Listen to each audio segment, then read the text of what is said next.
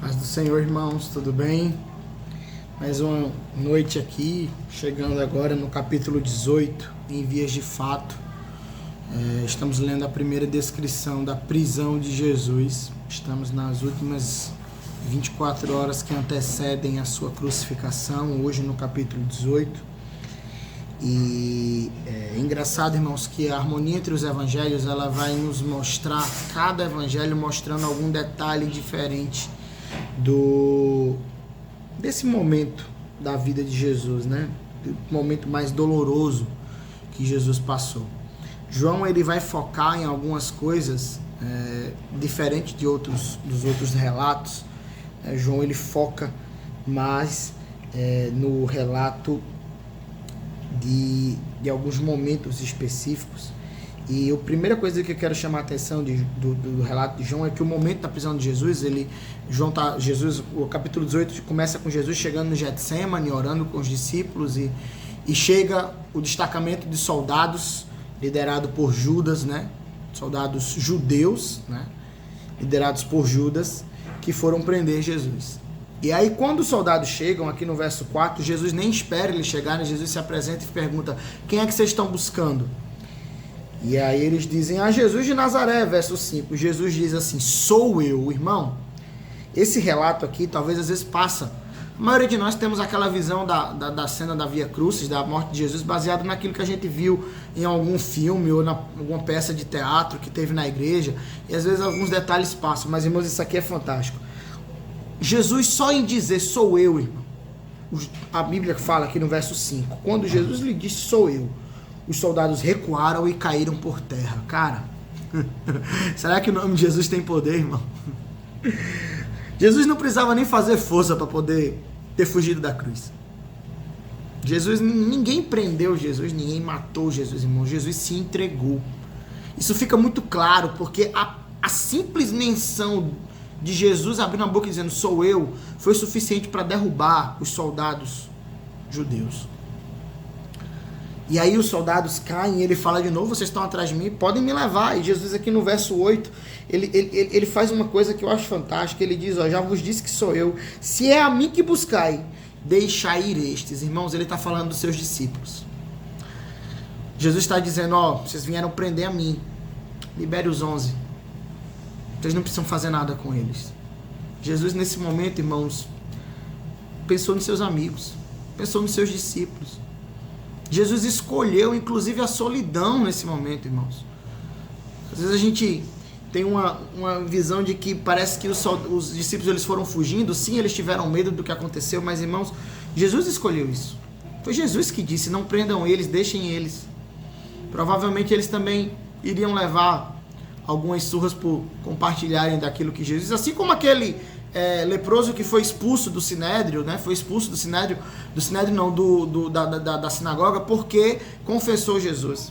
E aí, irmãos, vem Pedro, né? Pedro não aceita aquela cena, quando Pedro, verso 9, fala que isso aconteceu para que se cumprisse a palavra que diz: não perdi nenhum do que me deste. Isso está fazendo referência a João capítulo 17 e 12, né?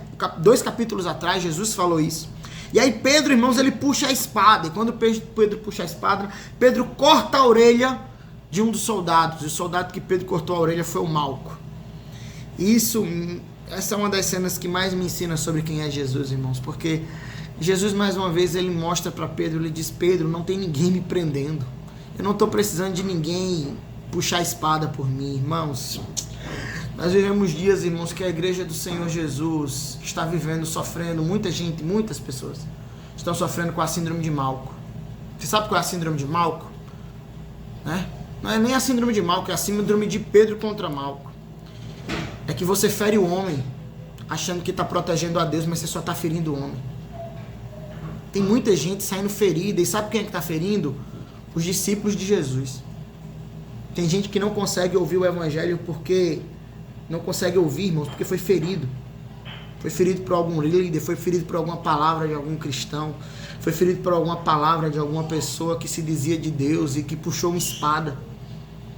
Às vezes a gente acha que levar o evangelho de Jesus, irmãos, tá pronto para lutar por ele, mas deixa eu te falar uma coisa: ser cristão é estar pronto para morrer com ele. é para estar pronto para se entregar com ele. A justiça de Pedro, irmãos, ela cai por terra.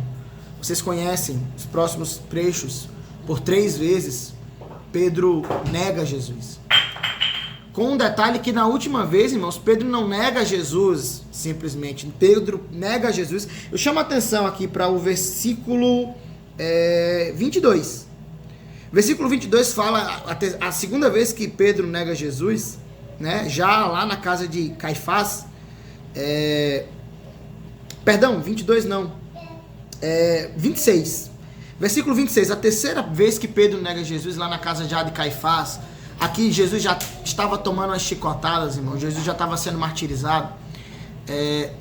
Quem reconheceu Pedro, a Bíblia fala que foi um parente do Malco. Olha que interessante. Deixa eu falar uma coisa pra você.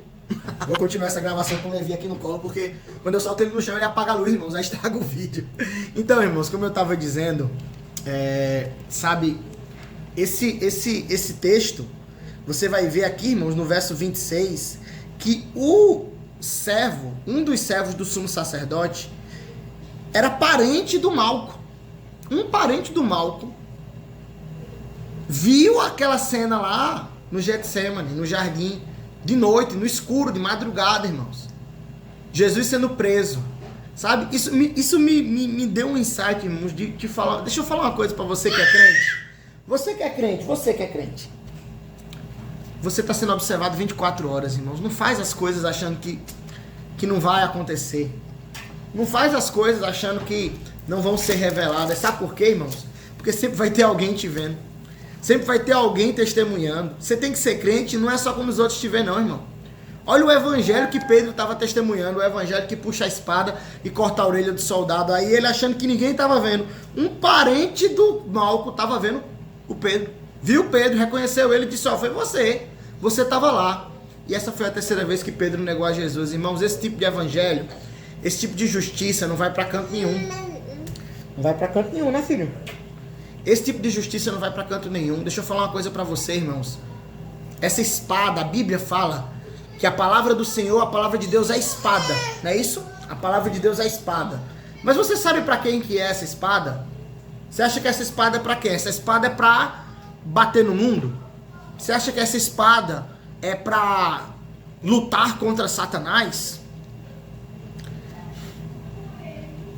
Essa espada é para você, irmão. Essa espada é para matar o seu eu. A palavra de Deus é a espada que penetra até a divisão da alma. Não é na alma do Satanás não, até porque ele não tem. É para mim e para você, irmãos. Quem tem alma é a gente. Sabe? A palavra de Deus ela é feita para nos confrontar. É feita para nos matar. É nós que temos que morrer para que ele cresça. E, irmãos, tem coisas aqui que são descritas que são muito fortes, né?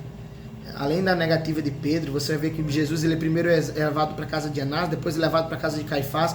E aí tem um texto aqui que eu acho fantástico. Versículo... Deixa eu ver aqui, eu deixei marcado. Versículo... Cadê? Oh, Jesus. Versículo 28. Eu acho fantástico isso aqui. Olha o que está escrito no versículo 28. Então, os judeus levaram Jesus da casa de Caifás para o pretório. O pretório era a casa do governador romano. Era bem cedo. E para não se contaminarem, mas poderem comer a Páscoa, não entraram na residência oficial do governador romano. Olha que coisa fantástica. Eu achei esse texto surreal, irmãos. Aqui o que está sendo descrito é o seguinte. Os judeus prenderam Jesus. Amanheceu o dia. Era ceninho do dia, mas era a sexta de Páscoa. Então eles iam comer a Páscoa. Então os judeus, preocupados em comer a Páscoa e não se contaminarem, eles levaram Jesus até Pilatos, mas ficaram na porta. Não entraram na casa do governador romano, não entraram na casa de Pilatos. Mas por quê, pastor? Porque eles estavam com medo de se contaminar, entrando na casa de um homem impuro. Meu Deus. Homens preocupados em regras religiosas estavam matando o Messias. Estavam cegos. Deixa eu falar uma coisa pra você, meu irmão. A religiosidade cega a gente. A religiosidade cega a gente. Sabe? E a religiosidade cegou esses homens. Eu termino esse texto, irmãos, falando sobre os últimos versículos, né? Onde Pilatos fala que não encontrou nenhum pecado em Jesus. E ele diz, olha, vocês têm o costume de soltar uma pessoa, um prisioneiro. E vocês querem que eu solte Jesus, o rei dos judeus? Né? E os fariseus, os religiosos romanos começaram a gritar, não, solte Barrabás. Deixa eu falar uma coisa para você. Barrabás. Toda vez que você vê esse prefixo bar na Bíblia, fala sobre pai, certo? Pai. Quando você vê a palavra bar, significa que tal pessoa é filho de alguém. Exemplo, Simão Bar Jonas. Significa Simão, filho de Jonas, certo? Abas é a palavra que a gente fala para o pai e papai, aquela pessoa próxima. A palavra Barrabás, irmãos, é uma palavra que significava filho de vários pais. Ou, mais facilmente identificando, filho sem pai. Barrabás era um assaltante, um criminoso que estava preso e tinha como sentença morrer na cruz. E era para Barrabás esse filho sem pai. Quem é Barrabás? Um filho que não tem pai. Provavelmente tinha sido abandonado pelo seu pai, tinha sido criado como uma mãe solo. Isso representa algo, meu irmão. Isso representa a mim e a você antes de Jesus. Nós éramos criaturas de Deus. Nós não tínhamos um pai. Nós éramos o Barrabás, os pecadores, aqueles que mereciam a cruz, aqueles que estavam condenados. Mas Deus escolheu, achou por bem moer o seu filho, para que eu e você fôssemos livres. Ei, nós somos o Barrabás da história. Que você possa meditar nisso, irmãos, que Jesus sofreu na cruz o preço, pagou o preço que estava guardado para mim e para a tua vida. Deus te abençoe.